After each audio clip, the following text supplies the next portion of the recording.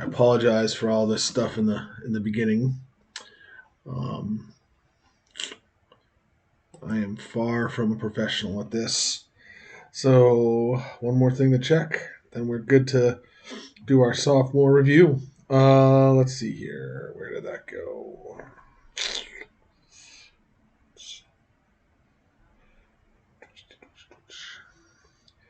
Make sure it's recording.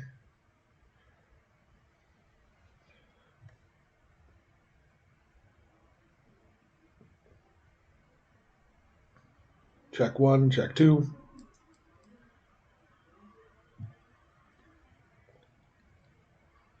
Check one, check two. All right, we begin. So, as promised, here's the sophomore GLB2 sophomore review, right? We're going to look at, again, we'll look at the top three teams, this time in the sophomore tier. That is Birdman's San Diego Aztecs, Mango Fandangos, Trotters Independent Traders, and Smash Rocks Police Athletic Champions, right? Can't make any promises, but we might have some of my friends hopping on the pens. With that said and done, let's take our first look at the San Diego Aztecs. Right? Undefeated at 8-0. Right? Owned by Birdman JT. Right? So this team successful. Birdman is kind of like me. He's been around for a bit and a student of the game. Right, you can see that by looking at his team staff. Right, the caliber of the coaches that he is hanging out with and learning from. Right, Outerfist, Alex, Cabo, Dr. Edgar. Right, as we continue our reviews, right, from rookie to sophomore to journeyman to pro to the ultimate vet, right. You will see those names frequently.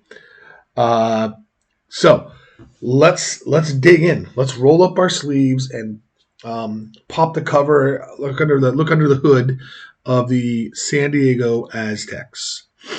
When we look at their roster, right, we're going to see 13 superstars, superstar quarterback, superstar halfback, 2 superstar guards. Right. I have not watched a lot of the Aztecs, but if I see 2 superstar guards, I'm going to imagine that they're going to be pulling guards for their superstar halfback. A superstar OT, superstar tight end, and 2 superstar wide receivers. Oh, the luxuries. So you can see that sophomore is where the number of more superstars you have, the more you start to pull away. It is the beginning of the end for, at least in my experience, for teams that don't have many superstars, many or any superstars. Maybe Cabo's 99 problems can prove me wrong. Right? I challenge you, Cabo, to take your 99 problems, no superstar team, as far as you can. And I would love it if you would either share with me or the community, which kind of how that journey goes. So now let's look at the defense, right? A superstar defensive end, 2 superstar LBs, and 2 superstar safeties. So for a grand total of 13 superstars, right? At this point in time, not going to go through individual builds. I don't know even if Birdman has them open. Maybe sometime in the future we'll look at like from each each tier. Maybe we'll look at the top tier team, and if I can get them to, open up the builds so that we can look at them if they don't have their builds, their player builds, and their team builds trademarked or copyrighted. Most of the guys here are cool about sharing and trying to better the community. So maybe that's something we'll do in the future after this series. But let's take a look at Scout here, scouting the San Diego Aztecs. Right, we see again they are 60-40. Right, they lean to the pass. Right, more of the outside run than the inside run. No off tackle. Right, that's what this green and blue here is. Green is outside, blue is inside. One thing that so not only does Birdman have experience in himself, he has tremendous team of coaches to share their knowledge with him. Right, he's got 13 superstars. Right, and then looking at the plays that he's called, he is really consistent. Right, earlier on when we looked at the rookie review, you saw teams that had 10 or more different plays that they call. Right, 10 or more inside runs, 10 or more outside runs. A lot of teams were like 20 or more on the passes. Right, Birdman is very consistent. He only has these 5 inside runs. Now, granted, doesn't call inside run very often, okay? But 5 is like the minimum you could have in your playbook for like inside runs. And we can see, so here he goes 1, right? So big I. He's got a couple 2 wide receiver. Well, no, he's got 1 2 wide receiver, 1 big, and a 3 wide receiver and 3 wide receiver trips. Right, so kind of 1 from each of those formations. Now looking at his outside runs, again, only 5, the minimum that you can't have less than 5, and he has nothing out of so he does not run out of the big I, right? The BI, yeah, big I. We see here that he's got a big. He's got 3 2 wide receivers in the DI, the pro, and the weak I, wide receiver 2, and he's got 1 trip. So he's not running outside out of just the plain 3 wide receiver. And passing, he has 6 plays, right? So he leans heavy on the pass with 2 great passes in play action tight end seam and big I tight end cross. Oh, no, he's got 3 there. And that's wide receiver flag is a pretty sweet play as well. You can look that that's the only one that has a completion below 50%. Everything else is over 50%, and that's pretty darn good. Weak I tight end drive, right? And for just that 1 pass out of the 2 wide receiver, he's got single back big tight end flags out of the big, right? And he has shotgun wide receiver hook, right? So it looks like he's got a couple formations. He just goes inside and inside run and pass on. Otherwise, he does a little bit of everything out of all of them, leaning towards the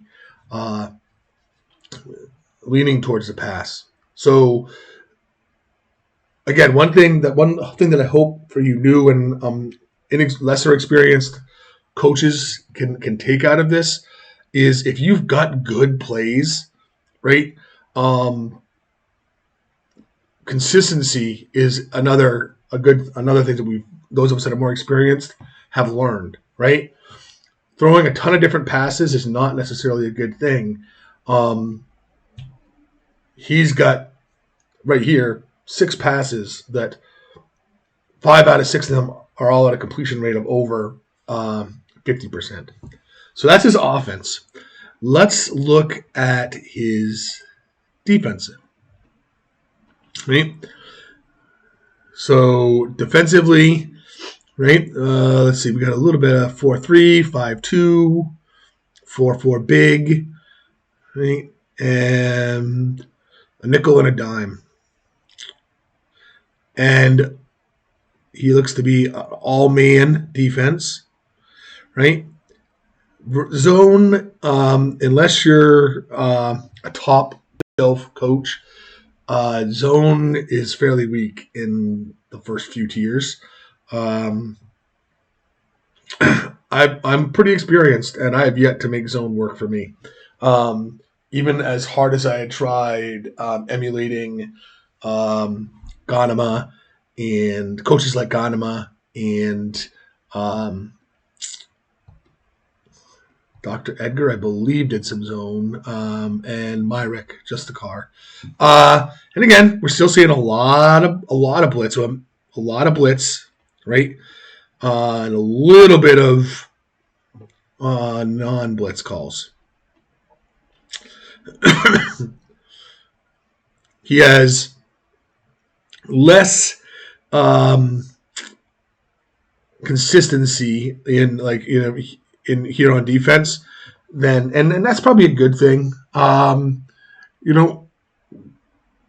Because where consistency is good, the flip side of consistency is if a team sees the same plays again and again and again, that's going to come back to bite you in the butt. So a little bit of variety is good as well. So I think we can see why Birdman's San Diego Aztecs are sitting atop of the sophomore tier at the moment. Let's go back to the team rankings and look at the second place team in the sophomore tier. That is Mango Fandango's Trotters Independent Traders. I always wonder what the story is behind some of these names, how people come up with some of these names, what they mean to them. So another undefeated team. So I think that because he's in second place versus first place is probably that the Aztecs might have had a stronger schedule so far because they both are undefeated at the moment. So let's look at Mango Fandango's team, right? The Trotters, right, have not quite, a little bit more than half the number of superstars, right? They have 7, right? An OT and a tight end, my favorite position, tight end. And then 5 superstars on defense, a defensive tackle, 2 defensive ends, right? Again, probably bringing the heat, right? Pressure is a good thing. We were talking about the 6-man blitz in the rookie review. Another strategy that you can use is having these hard pass rushing defensive lines, and having more people in the backfield there, not the backfield offense, but like your linebackers and your corners and your safeties, right? Let's see, a superstar corner and a superstar safety, right? I really like the idea of a superstar corner because if another team has a superstar, you can use them on against another team's superstar wide receiver. Or if they don't have a superstar wide receiver, you can there's formations where you could smother the tight end. If they have a superstar tight end, right, that's giving people's fits. A possible thing that you could do is use a tight end smother with your superstar corner. And he's got a superstar kicker. That's interesting. So Mango Fandango is an experienced coach, right? This team right here, right, has the number 2 total offense and the number 2 total defense. So that can show you that He knows what he's calling, his playbooks, his tactics. I believe. Let me go back and look at this coaches here. I don't recognize a lot of those guys from either having players on teams or coaching or forums. So I think this is pretty much Mango Fandango's project. Let's scout. Let's go to the scouting report on them. Right? Trotters, independent traders. Right? Here we can see, again, a 2-to-1 pass to run ratio.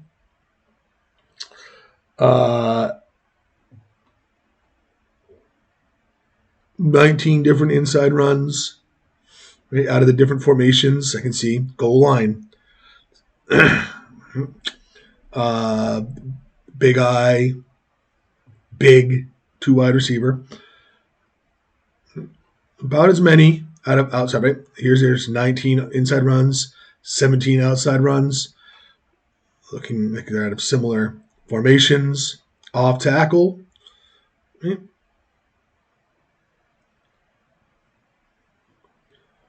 And then his passes. He has 50 different passes. So he has that variety. On this first page, this is pretty good, though. Let's see. The lowest percentage is, call it 44%. And that's still a good play. Pistol, big, 10 and flags. Look at this. Weak eye. The weak eye wide receiver drag, 61%. If we look at his targets, right, he really likes his tight ends and a little bit of wide receiver 1. So I'm betting his superstar wide receiver is probably lined up in that wide receiver 1 slot. Let's go back to his roster for one more minute. Did we see a superstar tight end? Yes, we did. Yep. So he's picked plays that he can target his tight ends and his superstar tight end and his superstar wide receiver.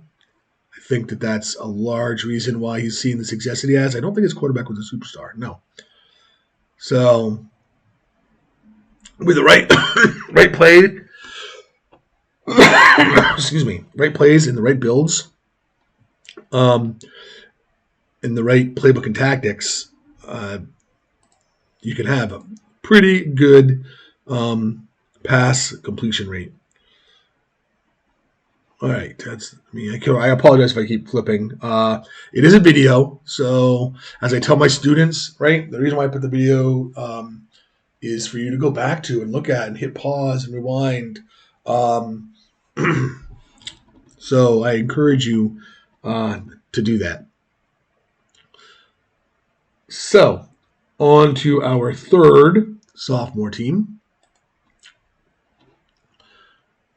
Let's find them. The Police Athletic League champions, Smash Rocks, PALC. Let's look at their roster. Right? Again, 13 superstars. Right? Superstar quarterback, superstar halfback, and almost a full line of superstar. He's missing one off tackle. He's got a superstar tight end and 2 superstar wide receivers. I really, really like I like this. I was thinking of a similar offense that I would like, a potential offense that I'd like to run with my program version 2. It's a possibility.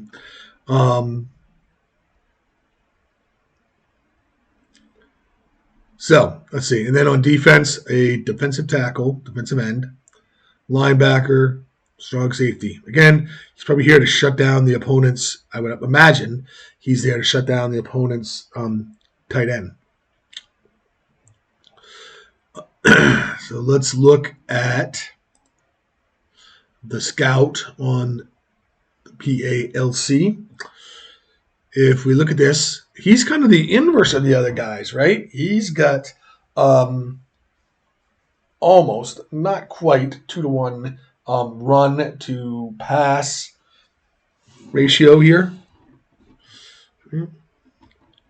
And he does a lot of inside run, mostly inside run with that off tackle. So let's see. Looks like he's just running his superstar halfback.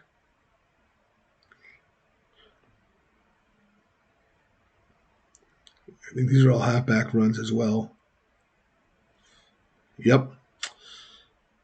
And out of different formations, halfback runs on the off tackle. Here's what I found interesting about Smash Rock's team, right? Is if you look at the plays that he's called, the top 4 plays that he's called, 5 of the top 6 plays that he's called, like 6 of the top 8 plays that he's called, are screens, right? And look at these percentages on screens, right? High percentage, right? And the yardage, first down, 89% of the time. First down, 100% of the time. First down, 100% of the time. I love to look at his build, his wide receiver builds, because with the outside running, well, that's mostly inside. I wonder how much blocking he has on his wide receivers, or if it's just. It looks pretty much like those are halfback screens. So, and it's out of the big formation, the pistol formation. That's interesting. Single back as well as pistol. I'm going to watch some of his games to get a good idea. This is not a Smash Rock offense that I'm used to seeing. So kudos to you, Smash Rock. This is intriguing.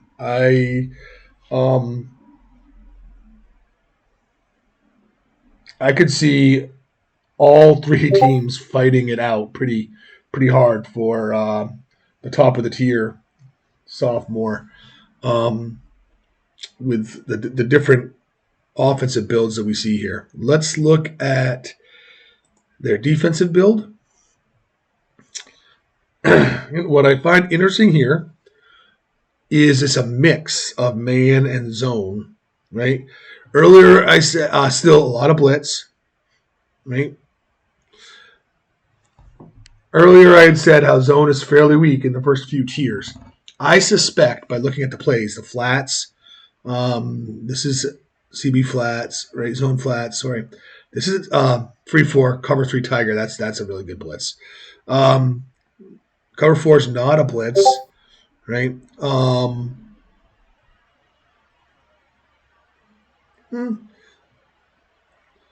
thought maybe I'm thinking, I don't know. Maybe I'm thinking that he's using the zones like as his run defense.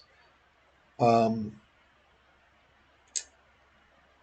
could also be like to mix it up. He does have the plays that he's picked are good plays. Maybe it also makes it difficult to scout him, because it's like, if I throw this against man, or if I throw that against zone, it'd be interesting to hear from Smash Rock sometime to see what his thinking is. But I really like the looks of this team, and I can see some of the reasons why they are. Oh, sorry, I didn't say. Yeah, Mandingo was undefeated. Yeah, I did say that. Smash Rock is 7-1 right now. So I think that's going to wrap it up for this video. The more of these I do, the faster I get, I guess. I hope I didn't leave anything out. With that said and done, that's a lot of Oz.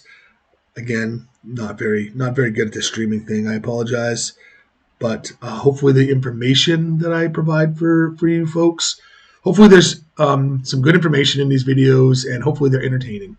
That's the reason why I do it. With that said and done, thank you very much. Take care.